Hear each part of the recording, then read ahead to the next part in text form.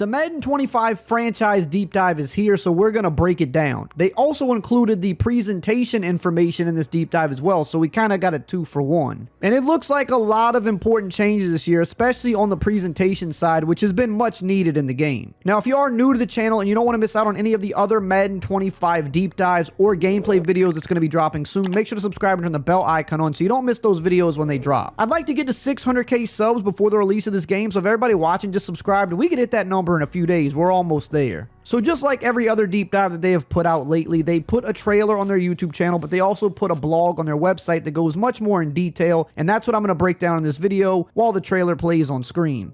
Now, at the beginning of this deep dive, it says, "Hey everybody, I'm Josh Lumen, the lead designer of Franchise Mode. I'm thrilled to be here to talk to you about Madden NFL 25. And he said his journey began working on Franchise Mode in Madden 04, and then he was the lead designer of NFL Head Coach 09. And this is important before we get into the details, because those who know Josh Lumen, they know the games that he worked on. Again, Madden 04, Franchise Mode was amazing back then. Head Coach had so much depth. He's now back and leading franchise. And when I was down at EA a couple months ago and he was doing his presentation, everybody there immediately knew, even the people that were newer and weren't familiar with him, they knew he was the right guy. The way he talked about Franchise Mode, he kept saying things like it didn't have enough life, it didn't feel real, it didn't feel like decisions mattered, and that's really what's been missing from the mode. So having him back in charge of this mode is going to be a great thing for the franchise community. Now let's break down what he said going into this deep dive. He said, this year they're focusing on 3 main pillars for franchise: immersion, customization, and depth/core improvements. And right there, those first 2 words, immersion and customization, that's the 2 things that franchise mode has been lacking. It's been putting back a lot of these features like mini camp, like assistant coaches, it's added skill trees, it's redone the scouting, it's added more trade slots, but the immersion and the customization are still lacking, and that's very important. And this year, they're going hard to try to get that back to where it needs to be. So let's start with the immersion aspect of things. It says manage personalities through dynamic storylines. In Madden 25, you'll craft your franchise story through over 70 new dynamic storylines. You'll feel like you're actually managing a team and not just looking at rows on a spreadsheet. Players remember your promises, and storylines can span entire seasons. You need to know your players' personalities to make the right choices. It says here, in one of our storylines, you'll have a player who shows up to training camp out of shape. How you react and the choices you make will have a different impact based on your player's personality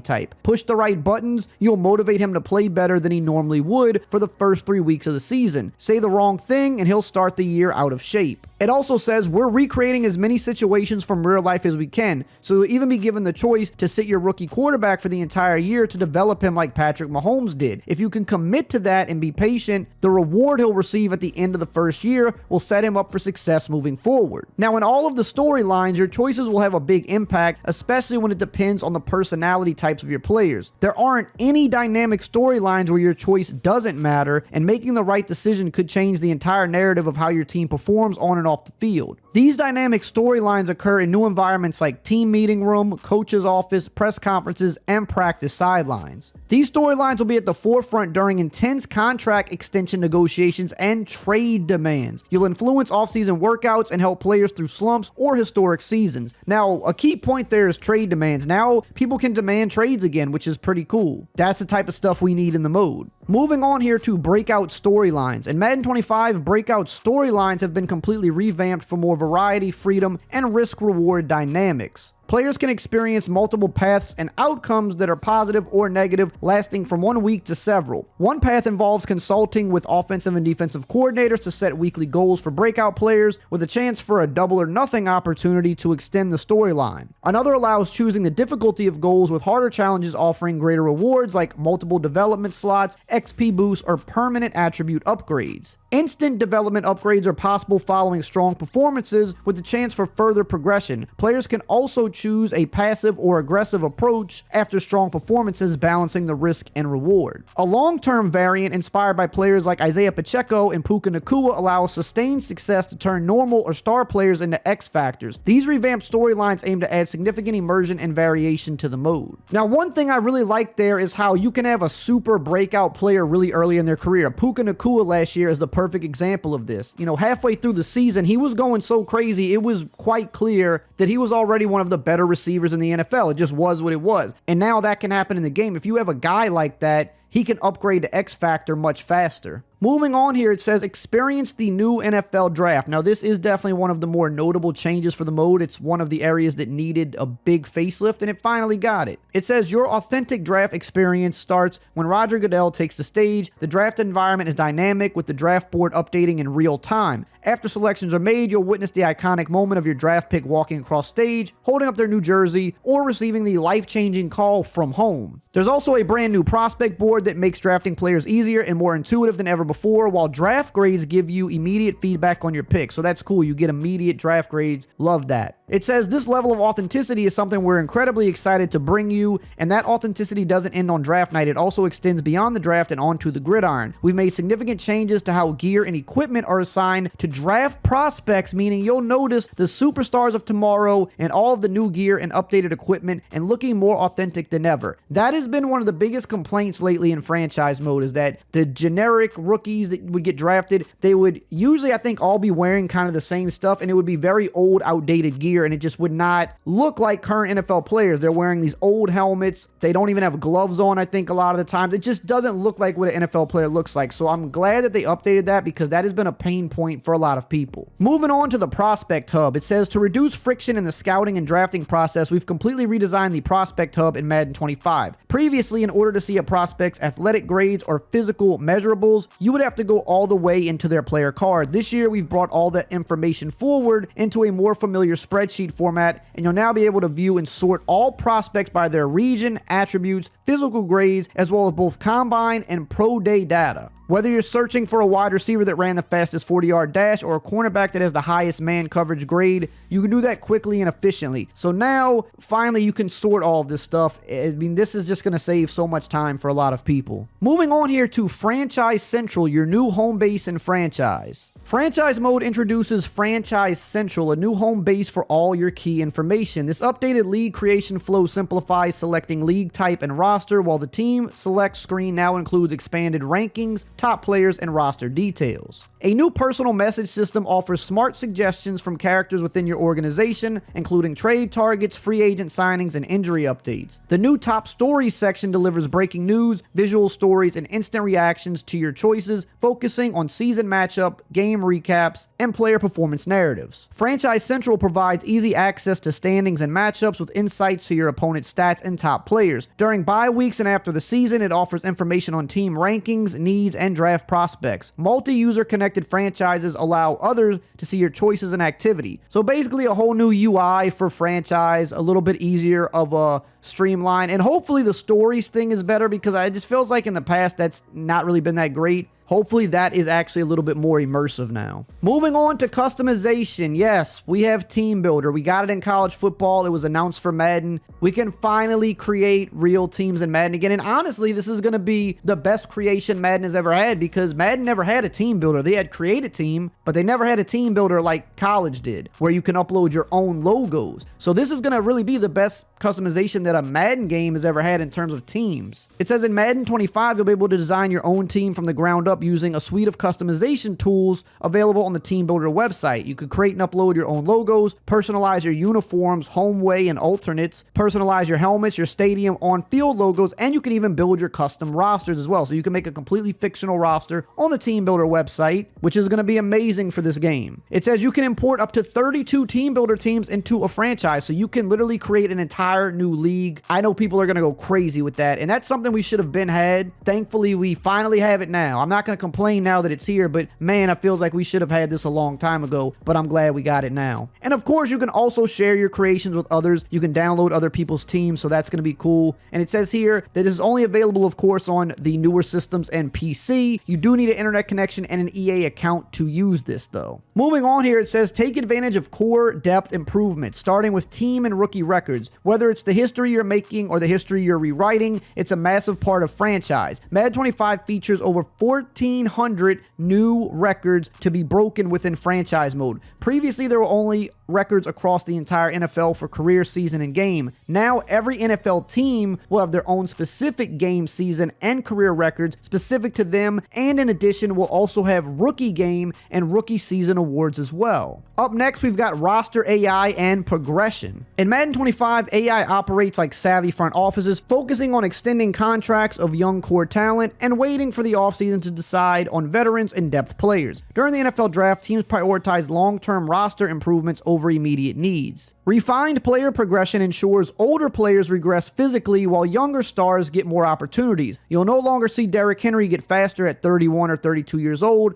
and young players performing exceptionally like CJ Stroud are rewarded with ratings reflecting their impact. The simulation experience is retuned, affecting AI logic in free agency, the NFL draft, franchise tags, re-signings, and more. Create a Coach now includes female avatars, allowing for creation of female coaches in Madden for the first time. The Super Bowl celebration experience has been refreshed for more impactful feel on the field as well. Now, the main thing here is all of, the free agency, the draft, the tags, all of the AI roster management. That's something they kind of say every year. It's one of those things I feel like, yes, you can always make better, you can always work on it, and it's definitely an area that Madden has for sure not perfected. So one of those things, you got to play the mode for a little while to see how good that is. You got to play some seasons into a franchise to kind of get a feel for how much better that is, because some years it is better, some years it's worse, and it still isn't really where we want it to be. So we really won't know how true that is until we put some time in on the game. Now let's move on to presentation, an area that Madden is lacking in probably more than anything else. Now we're starting off with 3D grass and turf. It says we started this year from the ground up, literally. You'll notice the 3D grass and 3D turf as soon as you jump on the sticks, and this is to be expected because, again, it's in college football. And I'll be honest, like, you might be saying, oh, 3D turf, 3D grass, like, okay, cool, but if you've played college football, the field looks beautiful in that game. And so it's just good that obviously Madden